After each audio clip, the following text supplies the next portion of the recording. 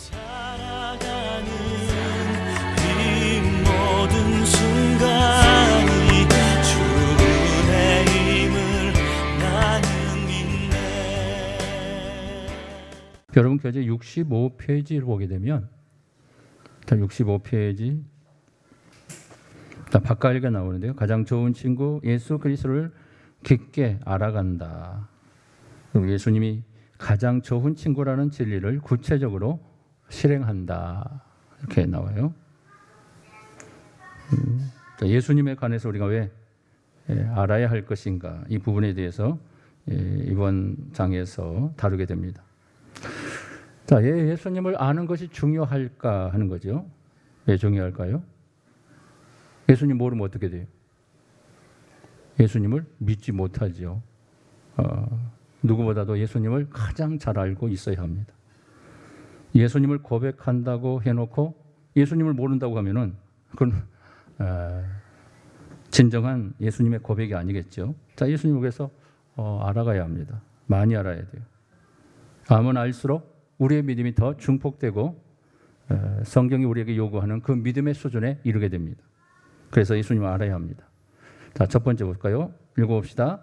예수님을 알아가는 것은 우리의 끊임없는 무엇이다? 우선순위이다. 자, 우선순위. 첫 번째 해답이 나오죠. 제일 우선순위라는 거, 끊임없이 예수님을 알아가야 한다는 거죠. 예수님을 배워야 한다는 거죠. 이것이 우리의 믿음이 되고 우리의 삶의 생명이 되기 때문에 그래요. 자, 두 번째 과제 볼까요? 시작. 예수님을 아는 것은 성도의 지속적인 과제이다. 자, 우선순위면서 또 과제라. 숙제라는 거예요. 숙제라는 것은 그만큼 중요하다는 것을 우리에게 말하고 있어요. 자, 베드로후서 1장 3절의 말씀 보면 이렇게 나옵니다. 같이 한번 화면 보고 읽어볼까요? 시작. 그의 신기한 능력으로 생명과 경건에 속한 모든 것을 우리에게 주셨으니 이는 자기의 영광과 덕으로서 우리를 부르신 이를 알므로 말미암음이라. 예. 그 부르신 것을 알므로 우리가 주님에 관한 모든 영광을 더 깊이 있게 알게 된다는 거죠. 우리의 숙제로 우리 주님에 대한 지식을 더 많이 습득하고 알아가는 싸움이 있어야 한다는 거죠. 자, 예수님의 이름들이 나오는데요. 자, 예수님의 이름들을 보면 상대방을 알기 위해서 먼저 알아야 할 것 중 하나는 이름이다. 자, 오늘날에도 이제 예수 자신의 이름을 알리기 위해서 명함을 파서 명함을 전해주죠. 처음 만날 때 많은 사람들, 변호사나 또 사회 계층에 큰 지위에 있는 사람들은 명함을 가지고 자기를 피하랍니다. 내가 누구인가, 내가 어떤 일을 하고 있는가, 이게 굉장히 중요하다는 거죠. 자, 그만큼 예수님에 관한 이름도 중요하다는 것을 우리에게 말하고요. 그런데 예수님의 경우에는 이름을 아는 것이 그리 쉬운 일이 아니다. 자, 웰웰의 주제별 성경 분석에서는 성경에 등장하는 예수님의 이름을 몇 개라고 그래요? 184개로 열거, 엄청나게 많이 예수님의 이름을 열거해 놨어요. 어떻게 예수님의 이름을 그렇게 많이 했을까? 그러니까 예수님의 이름이라는 것은 무엇을 얘기합니까? 예수님이 어떤 분인가의 속성을 얘기해줘요. 아, 예수님 이런 분이시구나. 이름을 통해서 주님의 속성, 주님의 일하심, 주님의 사역, 주님이 어떤 분인가에 대한 인격을 보여줍니다. 그리고 그것을 우리가 이름을 알 만큼 예수님을 많이 알고 있다는 것으로 나타나기 때문에 이름을 아는 것이 중요합니다. 자, 성경의 사람의 이름은 그 사람의 정체성을 보여주는 명함이다. 자, 66페이지 보면 나와요. 예수 그리스도의 이름들은 그분이 누구인지 알 수 있도록 도와주는 촉매가 된다. 예수님의 이름을 아는 것이 그만큼 중요하다는 것을 교재에서 말하고 있죠. 자, 66페이지 짚고 넘어갑시다. 사람의 이름 보면은 같이 한번 먼저 짚고 넘어가는 부분 첫 번째 소절 한번 읽어볼까요? 시작. 성경에 등장하는 이름들은 오늘날 우리가 생각하는 것보다 훨씬 큰 의미를 가지고 있었다. 이름은 한 사람에 대한 세 가지 구체적 내용을 나타낸다. 자, 어떤 걸 나타낼까요? 첫 번째, 하나님이 그 지으신 목적을 알게 해줍니다. 그 두 번째는 그의 지위를 알게 해줍니다. 이름을 통해서 그분의 지위가 무엇인가. 그리고 세 번째는 하나님이 그에게 주신 약속들이 무엇인가를 보여줍니다. 그러니까 예수님의 이름들을 통해서 그분의 사역과 그분의 일하시는 목적들을 다 보여준다는 거예요.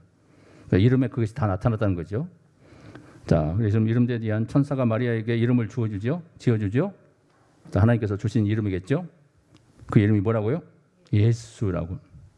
자, 예수라는 이름의 뜻이 무엇이죠? 하나님의 구원이라는.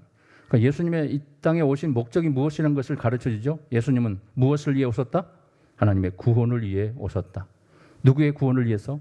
하나님께서 우리를 구원하시는 그 구원의 역사를 이룩하기 위해서 예수님이 오신 분이다. 그러니까 이름을 통해서 그분의 사역을 다 보여줘요. 이 땅에 오신 목적이 무엇인가를 보여줘요. 그러니까 이름을 아는 게 굉장히 그래서 중요한 거죠. 자, 계속 봅시다. 천사들이 목자들에게 예수님의 이름을 말해 주었죠. 자, 어떤 이름을 말해 줄까요? 구주라고 해서. 유대 땅 베들레헴에 구주가 나섰으니 구주. 예수님의 목적을 보여주죠. 구주, 구원의 주님이란 거죠. 우리의 구원자로 오신 주인이라는 말이죠. 구속주, 구세주. 이 땅의 유일한 구세주. 자, 그리스도라는 이름이 나와요. 일단 그리스도가 태어났다고, 메시아가 태어났다고 그러죠. 히브리어로는 메시아, 또 헬라어로는 그리스도. 이 그리스도라는 것은 하나님의 약속을 보여주고, 자, 그리스도라는 이름의 뜻은 주님의 직분을 얘기해줘요. 삼중직, 왕, 제사장, 선지자. 기름 부음 받았다는 거예요. 제사장이 그리스도라는 이름은 기름 부음을 기름 부음 받은 구약의 직분자는 왕, 제사장, 선지자가 받았죠. 그래서 이 삼중직을 이룩하기 위해서 예수님이 오셨다는 것을 보여줘요. 선지자로 오셨고, 왕으로 오셨고, 그리고 뭐예요? 제사장으로 오셨다는 거죠. 네, 이 삼중직. 그래서 이 메시아 그리스도라는 것은 바로 그 약속을 실현하기 위해서 이 땅에 오신 분이다. 자, 주라는 말이 나오죠. 예수님을 주, 로드, 주님. 그래서 얘기하죠. 그래서 예수님의 지위를 보여준다. 예수님의 지위. 주인이라는 거예요. 또 주라는 말은 주인, 유일한 주인, 우리의 주인, 우리의 스승, 주님, 주인 되신 유일한 분, 나의 전부 되신 분. 것을 얘기하죠. 자, 67페이지 오면 예수님께 기도하는 내용이 나옵니다. 자, 예수님께 기도하는 내용. 처음 기도를 배운다고 생각하고, 자, 예수님에 관해서 이런 기도를 교재에 나와 있습니다. 예수님께 한번 기도 한번 해볼까요? 시작. 예수님, 저는 오늘 당신과의 관계를 시작하고 싶습니다.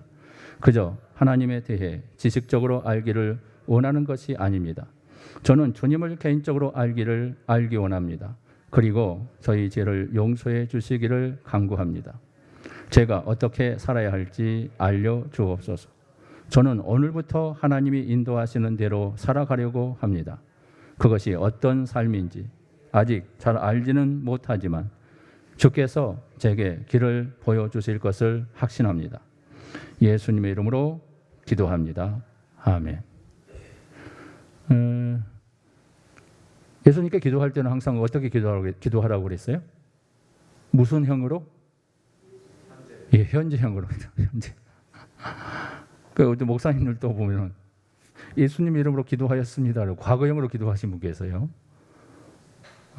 이제 그게 습관돼 가지고 처음에 배울 때 그렇게 습관돼 가지고 그렇게 기도하신 분도 있더라고요. 그냥 못 고치는 거죠, 잘. 그러니까 처음에 배울 때가 참 중요해요. 모든 게. 운전도 처음 배울 때가 저는 운전을 잘못 배워 가지고 택시하면서 운전을 배웠어요. 그래가지고 택시처럼 운전을 해요. 그래서 좀 그렇습니다만은 그게 잘 안 고치더라고요. 예수님에 대한 기도를 배울 때도 마찬가지예요. 예수님의 이름으로 기도하였습니다. 기도했습니다. 이렇게 기도를 해요. 그럼 과거형으로 기도하면 안 돼요. 이미 내가 과거에 그렇게 기도했다는 거예요. 그런데 예수님의 이름으로 기도합니다. 현재형으로 기도하면 오늘 이렇게 내가 주님께 기도합니다. 하나님, 오늘 이렇게 내가 이 시간 이 기도를 드립니다. 이 말이에요.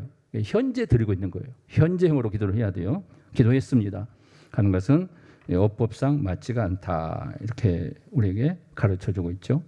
자, 기억합시다. 첫 번째 나오죠. 예수님의 이름은 모든 이름 위에 뛰어나다. 뛰어난 이름, 최고의 이름이죠. 최고의 이름. 가장 존귀한 이름이죠. 자, 성경에 그분의 이름에 대해서 빌립보서 2장에 나오죠. 사도 바울이 얘기하죠.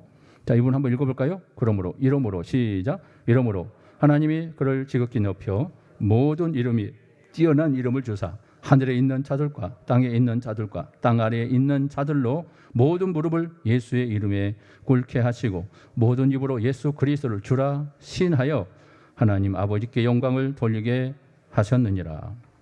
정말 우리 예수님이 가장 뛰어난 이름인 줄 믿습니까? 이 땅에 어떤 누구도 이 땅의 최고의 스타가 누굴까요? 대통령들이겠죠. 또 최고의 스타, 인기 스타, 가수들, BTS, 세계적인 사람이죠. 세계적인 우리 아이돌, BTS가 세계를 빛내고 있어요. 어떻게 보면 한 대통령보다 더 큰 그 영향력을 미치고 있잖아요. 우리나라 K-팝 음악을 통해서 세계에 진입하게 하고 우리 이 조그마한 땅덩어리 누가 알겠어요? 88 올림픽 전에는 우리나라가 존재 자체로 모르는 사람들이 많았어요. 지금도 우리가 생각할 때 저물어 있는 나라들이 많잖아요. 작은 나라들. 우리가 생각도 못 하잖아요. 그 이름 자체도 몰라요. 있는 줄도 몰라요. 그만큼 우리나라가 그만큼 후진국이었고 88 올림픽 전에 그만큼 발전하지 못한 세계 속에 각광을 받지 못한 나라였다. 88 올림픽에 대한 것을 통해 우리나라가 이제 점점 알려지면서 급속도로 또 K-팝을 통하여 또 아이돌의 그런 활동과 예술, 문화 그 모든 걸 통해서 세계를 점령하기 시작하죠. 미국이 무기를 통해 점령하고 또 세계 강대국을 통해서 점령하지만 미국의 코카콜라가 세계를 정복했다고 그러죠. 코카콜라 음료 하나로 세계를 정복한 나라, 그 미국이죠. 코카콜라가 얼마나 영향력이 있는 거. 이 코카콜라에 인맥인 사람들은 코카콜라 없으면 못 살아요. 코카콜라 밥도 말 안 먹고 막 그래요. 저희 아버님도 코카콜라 좋아해가지고 코카콜라 없으면 막 못 살아.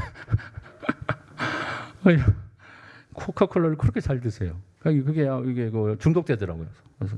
그래서 이가 다 상해버렸어요. 그래서 저는 그때 당시에 없었어도 못 마셨지만은 아버님이 좋아해서 가끔 얻어먹기도 해서 막 트름도 하고 그래서 트름 먹으니까 막 트름이 막 콕콕 하더라고요. 그래서 이게 트름하게 만드는 음료수구나. 처음에 탄산음료 처음 먹고 깜짝 놀라서 콕 하니까 뭐 이런 음료수가 다 있어. 놀랬는데 그만큼 이제 필리핀 사람들은 코카콜라 없으면 밥에다 코카콜라를 말아먹는 그런 민족이라고 그러잖아요. 얼마나 코카콜라를 좋아하는가 모르겠어요. 자, 아무튼 그렇습니다. 우리 주님이 뛰어난 이름을 갖고 계십니다. 자, 두 번째, 성도들인 우리들은 그의 이름 안에서 산다. 자, 여기 보면 이제 주님의 이름을 통해서 어떤 일이 일어나고 있습니까? 기름 부음을 받는다. 우리는 그의 이름으로 용서를 받는다. 예수 이름으로 용서 받죠? 믿으십니까? 기름 부음을 받아요. 예수 이름으로 기름 부음 받았어요. 생명의 기름 부음 받았어요. 세례도 받았어요. 예수 이름으로 세례를 받죠. 그러니까 믿음의 역사가 일어나고 또 예수 이름으로 의롭다 하심을 받았어요. 의로운 백성이 됐어요. 제 사함의 역사가 일어났죠. 그리고 우리는 예수 이름으로 모입니다. 예수 이름을 지닌 자가 됐습니다. 예수 이름을 믿는 자가 됐습니다. 예수 이름을 부르는 자가 되었습니다. 예수님을 통해서 이런 역사들이 강력하게 나타난다는 거죠.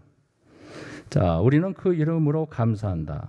자, 예수 이름으로 감사합니다. 생명을 얻는다. 복음을 전한다. 말한다. 예수 이름으로 고난을 받는다. 예수님의 능력으로 우리가 모든 걸 사는 거예요. 예수 이름으로만 사는 거예요. 예수 이름 안에서 내가 생명의 역사를 이룩하고 오늘도 예수 이름 안에서 내가 호흡하고 사는 줄 믿으시길 바랍니다. 나의 존재 의미는 누구 때문에 존재한 거예요? 예수님 이름 때문에 존재한 거예요. 내 생명의 역사도 예수님 이름 때문에 내가 지금 존재하고 있다는 사실. 그러니까 예수님의 이름이 얼마나 위대한 능력을 나타내고 있는가. 우리에게 생명을 주는 능력. 이 땅의 유일한 생명의 근원자. 우리 예수님인 줄 믿습니다. 자, 예수님 이름으로 감사한다 하고 계속해서 얘기하는데요. 생명을 얻는다. 예수 이름으로 복음을 전한다. 아까 다 말했죠. 그래서 우리는 모든 것을 그의 이름으로 행하는 자가 되었습니다. 자, 두 번째로 나가서 예수님의 삶에 대해서 우리가 알아봅시다. 예수님의 삶은 탄생으로 시작되지 않고 죽음으로 끝나지도 않았다. 자, 탄생으로 시작된 것이 아니고 이미 영원 전부터 우리 주님은 계셨고 죽음으로 우리 주님의 존재는 끝난 게 아니에요. 영원히 존재하시는 분, 하늘 우편에 계셔서 우리 위해서 지금도 간구하시는 살아 역사하시는 우리 주님인 줄 믿습니다. 자, 예수님의 탄생 전에 무엇을 하셨을까? 69페이지 보세요. 자, 성육신 전에 그리스도의 모습이 나타납니다. 그는 항상 존재하셨다. 그는 영원하시다. 그는 항상 존재하시는 분이에요. 언제부터 존재할까요? 우주를 창조하기 전부터 존재하셨어요. 하나님이시니까 그러죠. 지난주에 배운 삼일체론에 대해서 얘기했죠. 하나님. 천지를 창조할 때 하나님만 천지 창조한 게 아니에요. 예수님도 함께 동참해서 천지를 창조해요. 그가 없이는 천지가 지어진 바가, 이 땅이 지어진 바가 존재할 수 없었다고 말씀하잖아요. 그분 때문에 이 땅이 지어지고 창조되었다는 거예요. 창조의 역사는 바로 예수님이 함께 동참한 사역을 통해, 공동 사역을 통해 창조의 역사가 나오고, 성령님도 공동 사역하시고 창조의 역사를, 그러나 주체는 하나님이 모든 것을 만드시고 행하시고 명령하심으로 역사가 이루어지고, 예수님과 성령님은 거기에 협력하며 그 사역을 이룩하게 만드셨습니다. 그리고 예수님은 때가 참에 하나님의 아들로 이 땅에 오심으로 이제 하나님의 구원자로, 하나님의 아들로 이 땅의 구세주로 오셔서 인류를 구원하는 구원자 메시아로 예언된 대로 그 예언을 성취하기에, 하나님의 구원의 계획을 완성하기에 이 땅에 오셔서 십자가의 지심으로 실체로 이 땅에 오신 예수 그리스도, 구원자 예수 그리스도로 인간의 몸을 입고 오신 하나님의 아들 예수님을 신학시대의 사건을 통해 보여줍니다. 자, 하나님이신 성자이신 예수님에 대해서. 자, 그는 사람들에게 사역하셨다. 사람들에게 많은 사역을 했다는 것을 얘기하죠. 자, 탄생 전에 사역한 사람들이 나옵니다. 자, 하갈. 자, 하갈이 왜 탄생 전에 사역한 분이라고 얘기하느냐? 자, 창세기 16장에 보면은 하갈이 쫓겨나죠. 그때 여호와의 사자가 나타납니다. 그리고 그에게 생명의 축복을 주시고 샘물이 터져서 목이 말라 죽어가는 이스마엘과의 그 고통 속에 있는 그 하갈의 고통을 하나님 보낸 사자가 오셔서 그를 생명을 살려주고, 그리고 너희로 번성하여 이제 중동의 사우디의 아랍 국가의 큰 제목이 되게 만들겠다. 근데 거기서 마호멧이 나오는 거예요. 하나님을 대적하는 대적자가 나와요. 그리고 그들의 세계가, 그들의 민족의 형성이 강력한 민족으로 이스라엘을 공격하고 대적하는 대적자로 존재하게 될 것을 간접적으로 얘기하는 겁니다. 자, 두 번째는 모세예요. 모세가 이제 가시떨기 가운데 있을 때 여호와의 사자가 나타나요. 이제 모세가 부름받은 사건이죠. 미디안 광야에 40년 동안 고통받고 있고 그가 좌절과 절망 속에 있을 때 하나님의 가시떨기 가운데 불꽃 가운데 임하십니다. 여호와의 사자로. 그리고 음성으로 말씀하죠. 모세야, 모세야. 그때 하나님의 여호와의 사자라는 말을 해요. 세 번째 아브라함이죠. 자, 아브라함이 마무리 상수리 나무에 있을 때 천사들이 그 소돔과 고모라 성을 멸망하기 위해서 이 땅에 잠시 내려오죠. 천사 3명이.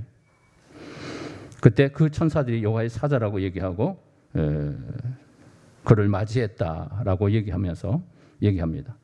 자, 여기서 이제 우리가 짚고 넘어갈 부분이 있는데 70페이지에 보면 여호와의 사자라는 그 의미가 나와 있습니다. 자, 구약에서 한번 읽어볼까요? 같이 시작. 구약에서 여호와의 사자로 불리는 인물이 여러 번 사람들에게 나타난다. 그는 분명히 단순한 천사는 아니었다. 그는 하나님과 같은 모양으로 나타났다. 여호와의 사자가 누군지 성경에서 말하고 있지는 않지만 대다수의 성경학자들은 그것을 그리스도께서 인간으로 탄생하시기 전에 지상에 나타나신 모습으로 본다. 예.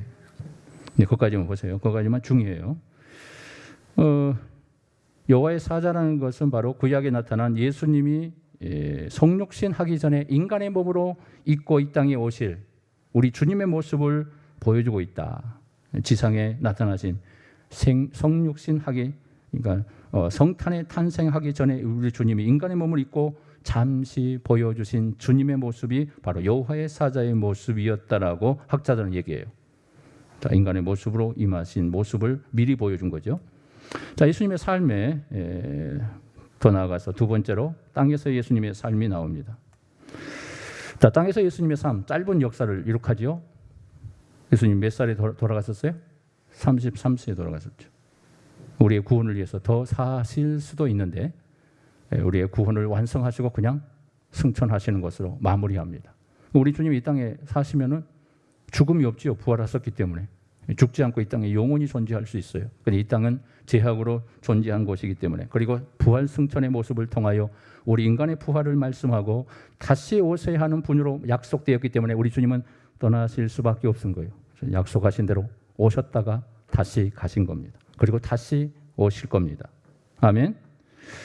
자, 예수님은 영원히 살아계시지만 우리는 그가 이 땅 일을 걸으셨던 짧은 33년에 대해 가장 많이 알고 있다. 친구를 사귀는 방법 중 하나는 그가 태어난 곳, 가족관계, 중요했던 사건들 등 그에 관한 사실들을 알아가는 것이다. 우리는 예수님이 이 땅에 사셨던 시간 동안 일어났던 사건들을 보면서 그분을 더 잘 알아갈 수 있다. 이렇게 얘기해요.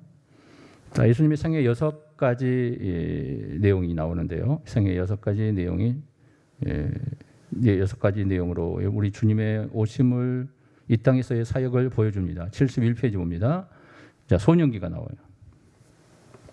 예수님이 태어나서 탄생하셨죠? 탄생하시고 이제 소년기가 어떻게 되었을까? 탄생이 마태복음 1장에 나오죠. 2장에 나오죠. 우리 주님 어떻게 태어나시죠? 인간의 몸으로 성령으로 잉태되죠. 성령으로 잉태했다는 건 무슨 말입니까? 인간의 출생의 방법을 다 배제된 상태에서 초자연적인 능력으로 이 땅에 오신 분이시라는 것을 얘기해요. 그래서 기적적인 탄생의 축복을 보여주었죠. 그리고 누가복음 2장에 보면 이제 예수님의 이제 그 성전에서 계신 모습이 나타나요. 12살 때 성전, 예루살렘 성전에 방문하게 되지요. 자, 중요한 사건들이 성전에서의 할례를 받게 되고 우리 주님은 난지 8일 만에 8일은 아니었겠죠. 어린아이로 이제 할례를 받게 됩니다. 유대인이었기 때문에 그렇죠. 율법에 따라 받게 되었죠. 또 애굽으로 피신을 하죠. 태어나서 이제 그 헤롯이 죽이려고 하니까 예수님이 애굽으로 잠시 도피하죠. 그리고 그 도피함을 통해 우리 주님이 생명을 보존하게 되고 헤롯이 아이 2살박이 아이를 다 죽이는 사건에 피신하게 하나님께서 그 피할 길을 주신 사건이 드러나죠. 그리고 12세에 성전에 방문한 사건이 나타납니다. 자, 예수님 어린 생애가 왜 등장하지 않죠? 구체적으로 나오지 않죠? 짧은 모습만 몇 커트만 성경에 기록됩니다. 그 외에는 기록하지 않아요. 왜 그랬을까요? 예수님의 본격적인 사역은 구원의 사역, 십자가 사건이기 때문에 그래요. 그래서 3년의 공생의 사역을 통하여 모든 구원의 역사를 준비하시고 이룩할 수 있는 사역이기 때문에 어린 아이의 성장기에는 그 구원과 특별한 개념, 특별한 관계가 없기 때문에 주님께서 하나님께서 그 부분은 축소하시고 그 부분을 기록해 놓지 않았습니다. 구원에 관한 것만 필요하기 때문에 그렇습니다. 자, 예수님의 생애 침묵기가 나와요. 침묵기가. 예수님 보통 아이들처럼 성장하셨죠. 예수는 그의 지혜와 그 키가 자라가며 하나님과 사람들에게 더 사랑스러워 가시더라. 주님은 사랑받고 살았어요. 하나님께도 사랑받고 사람들에게도 사랑받고 살았었어요. 자, 그의 모친 마리아는 예수님의 탄생, 죽음, 부활, 오순절날 교회의 시작에 함께 있었습니다. 자, 그런데 예수님 모친 요셉은 중간에 사라져요. 왜 그랬을까요? 아마 30세 공생애가 시작하기 전에 요셉 아버지는 돌아가셨지 않는가. 성전에 방문할 때까지 있었어요. 12세 되던 해에 요셉과 같이 마리아가 예수님 어린 12살 예수님을 찾아다니죠. 그리고 만나니까 야단치지요. 그 부분이 나옵니다. 그러나 그 이후로는 요셉의 아버지 요셉의 인간 아버지 요셉에 대해서는 전혀 보이지 않습니다. 등장하지 않습니다. 그리고 죽었다는 것을 알 수 있고 성전 사건 이후로 요셉은 성경에 대해 전혀 등장하지 않기 때문에 그렇습니다. 자, 예수님의 모친 요셉은 바로 예수님께서 예루살렘에서 성전에 방문한 이후에 30세 공생의 30 아까 얘기한 것도 나오네요. 밑에 부분 보겠습니다. 예수님의 가정에서 최소한 7명의 자녀들이 있었습니다. 형제로 야고보, 요셉, 그리고 시몬, 유다. 4형제가 있었어요. 그리고 2자매가 있었습니다. 예수님의 형제들이에요. 가족에서 태어난 분들입니다. 그러나 육신의 형제들이죠. 자, 그의 형제 유다가 신학 유다서를 기록합니다. 72페이지 보면 나옵니다. 그의 형제 야고보는 신학 중에 한 권을 썼죠. 야고보서를 씁니다. 사도 야고보가 쓴 게 아니에요. 사도 야고보는 이미 죽어버렸어요. 최초의 순교사가 야고보예요. 근데 야고보서를 야고보 사도가 썼다고 해가지고 야고보 사도가 말하기를 에베소서를 읽으면서 그렇게 얘기해요. 그러면 안 됩니다. 예수님의 형제 야고보예요. 예수님의 형제 야고보가 야고보서를 기록한 거예요.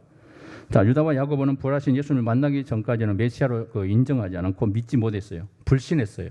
돌아다니면서 예수님께서 너무 돌아다니고 그러니까 나중에 찾아와가지고 예수님을 막 야단쳐요.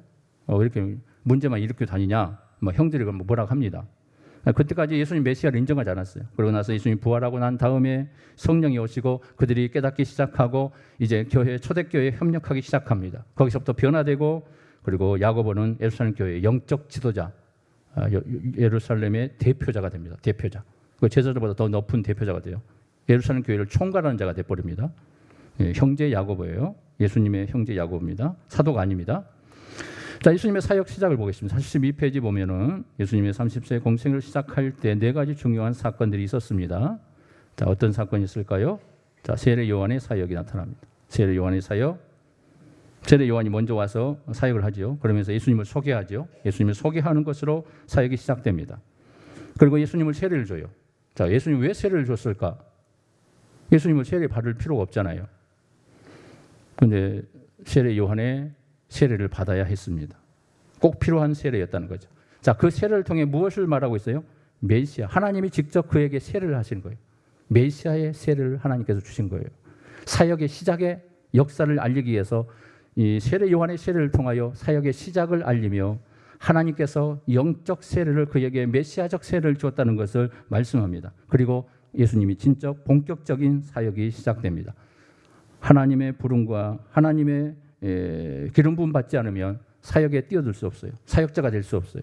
그래서 왕으로서 제사장으로서 선지자로서 사역을 감당하기 위해서는 세례, 기름 부음의 역사를 일으켜야 돼요. 성령께서 기름 부으시고 이제 예수님을 본격적인 인류의 구원자로 사역이 시작되게 된 겁니다. 그게 예수님이 세례받은 이유였던 거죠. 자, 광야에서 시험을 받죠. 자, 왜 시험을 받았어요?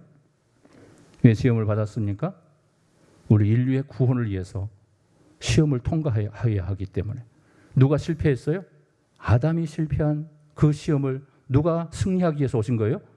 예수 그리스도가 승리로 우리의 구원을 이룩하기 위해서 오신 거예요.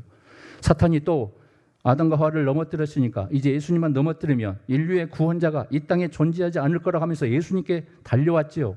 그리고 예수님을 시험을 하지요. 그런데 어떻게 했습니까? 예수님이 이겼어요? 졌어요? 예수님이 승리를 하심으로 어둠의 권세는 거기서 머리가 깨지는 역사가 일어납니다. 어둠의 권세가 거기서 이제 쫓겨나가는 역사가 일어납니다. 이제 예수님의 이름의 권세가 거기서부터 폭발적으로 나타나기 시작합니다. 예수님이 승리함으로 우리의 승리를 보장하시고 주님의 승리는 바로 우리의 승리를 보여준 사건이었고 사탄을 괴멸하는 역사를 이룩하기 위해서 이 땅에 오셨다는 것을 첫 번째 시험을 통하여 우리 주님이 그 시험에 통과하십니다. 그리고 인류의 구원자가 되시는 참된 예수 그리스도 하나님의 아들이심을 그 시험을 통해 합격하게 되는 역사가 일어납니다. 자, 물로 포도를 바꾸는 기적의 역사, 다 표적을 보여주시면서 하나님의 아들이심을 보여주기 시작하죠. 자, 예수님의 유대 사역이 나옵니다. 성전을 청소하시고 우물가 여인을 만나서 변화시키지요. 자, 우물가 여인을 만나서 그에게 선지자임을 보여주고 메시아임을 보여주고 하나님의 구원의 역사를 그로 하여금 간증하게 만들죠. 자, 중요 사역 가운데 니고데모를 만나는 디아의 사건이 나오죠. 요한복음 3장에서 거기서 거듭나지 아니하면 어떻게 돼요? 하나님 나라에 들어갈 수 없느니라. 거듭남의 진리를 거기서 예수님이 가르쳐 줍니다. 거듭남이 뭐지요? 다시 태어나는 거. 성령으로 태어나는 거. 예수님께서 우리에게 성령으로 태어나는 사건을 보여줍니다. 그래서 우리는 거듭남을 통해서 어떤 것을 받아요? 다시 제 자리에서 태어나는 거예요. 다시 태어나는 역사가 일어나요. 다시 태어남을 통해 어떻게 합니까? 우리 안에 구원의 역사가 시작되는 거예요. 새 생명이 성령이 내 안에 들어오심으로 우리의 옛사람을 죽이고 새 사람의 역사로 구원의 백성, 새 영의 시작이 거기서부터 출발합니다. 육의 사람과 영의 사람이 있어요. 그래서 영의 출생만이 진정한 구원의 시작이라고 말씀해요. 그래서 니고데모를 통해서 영적 구원의 역사를 말씀하지요. 자, 예수님 갈릴리 사역에 나옵니다. 가버나움에서 왕의 신하의 아들을 고치시죠. 그리고 끝에는 베드로의 신앙 고백이 나옵니다.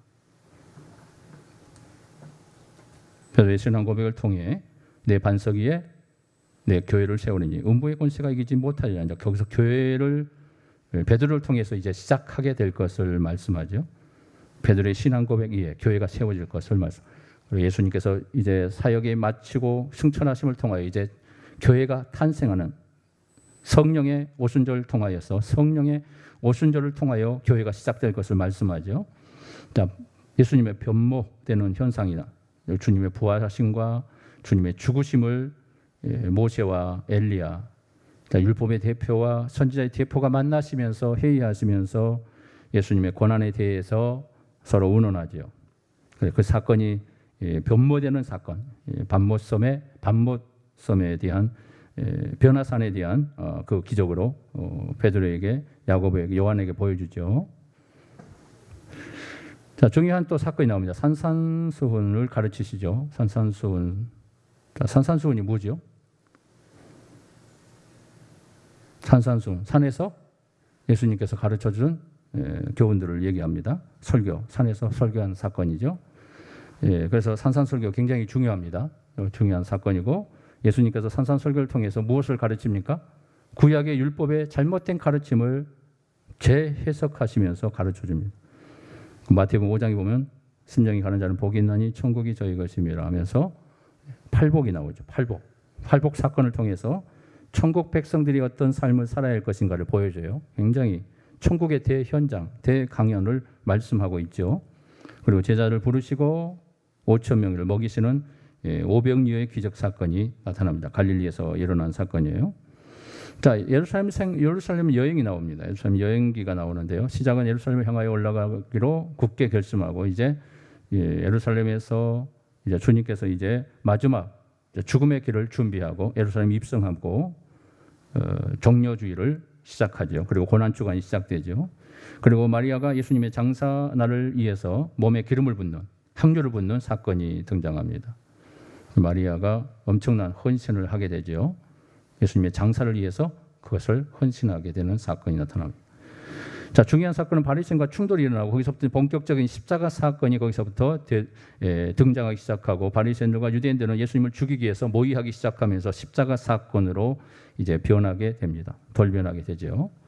나사로의 부활 사건이 요한복음 11장에 나타나고 예수님의 부활을 통해 나는 부활이요 생명이라는 것을 가르쳐 주죠. 그리고 여리고성에서 삭개오를 만나고 삭개오를 통해 구원하는 이방 구원, 또 불신의 구원이 어떻게 삭개오를 통해 아브라함의 후손, 영적 아브라함의 후손이 탄생하게 될 것인가를 삭개오를 통하여 보여주고 죄인 삭개오가 회개하는 사건이 등장합니다. 자, 예수님의 죽음과 부활 장사의 세 가지가 나오는데 예수님이 입성하시면서 주님의 부활 사건, 십자가 사건이 거기서 시작되고 그리고 승천하심으로 주님의 구원의 모든 사건을 마무리 짓게 됩니다.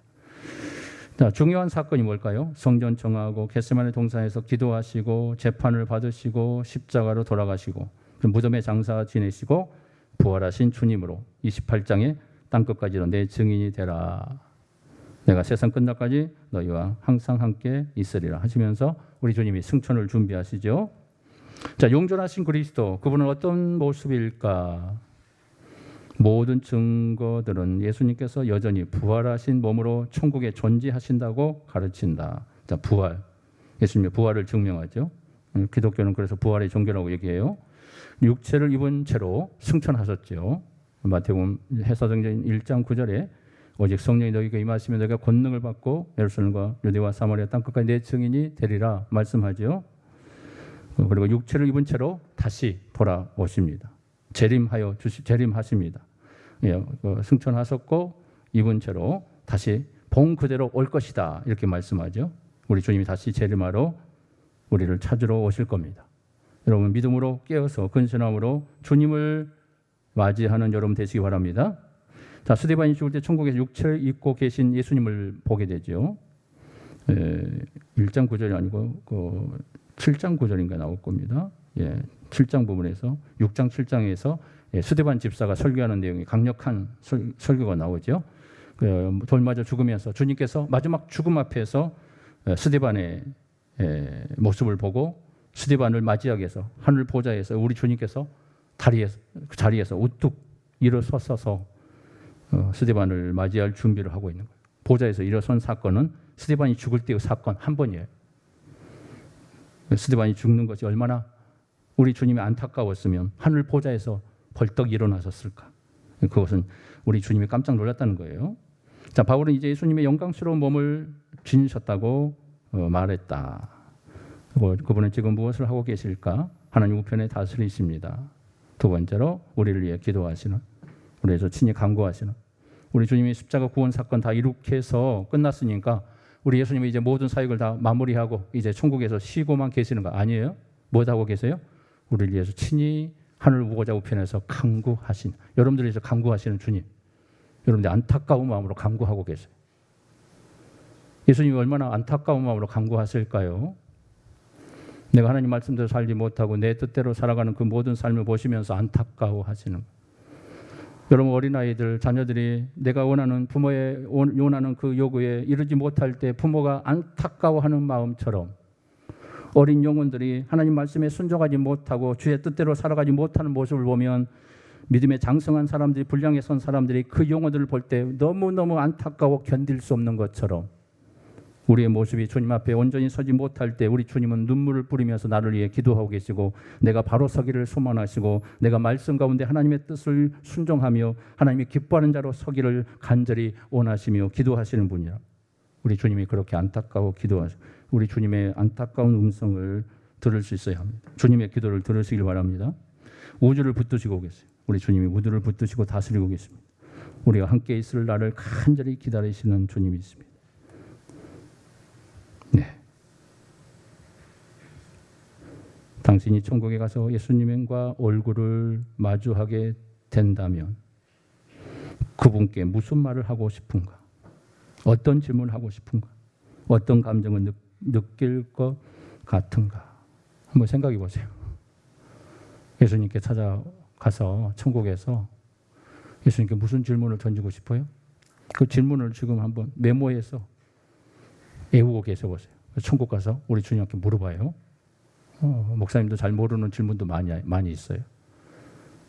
그런 질문, 또 내가 이해할 수 없는 질문들, 그걸 딱 적어가지고 예수님께 찾아가서 한번 질문을 던져봐야겠다. 이 질문을 꼭 해봐야겠다. 근데 이 땅에 살아가면서 믿음 생활 열심히 하고 성령의 가르침 속에 말씀을 보다 보면 그 모든 질문이 다 해결돼요. 그거 안 하니까 안 되는 거예요. 천국에 가서 정말 우리가 이해할 수 없는 질문들이 많이 있을 겁니다. 성경 위에 다른 많은 사건들. 자, 그 모든 질문들 가지고 우리 예수님께 질문하여서 천국에서 예수님을 통하여 모든 것이 해결받는 역사가 일어나시길 바랍니다. 예수님을 더 알아감으로 예수님에 관한 더 큰 구원의 역사를 이룩하고 주님을 알면 알수록 그분의 은혜가 내 안에 스며들기 시작하고 그분이 내 안에 존재하기 시작하고 그분이 내 안에서 풍성한 역사를 이룩할 수가 있게 됩니다. 그래서 알아가야 돼요. 주님을 알아가야 돼요.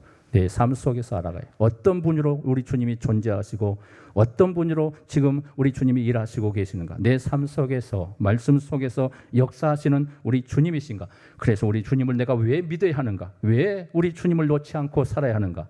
평생 동안 나의 구원의 놀라운 구원자로 우리 주님을 붙잡고 살아야만 하는가. 이것이 바로 생명이기 때문에 우리 주님을 더 많이 알아가야 하는 겁니다.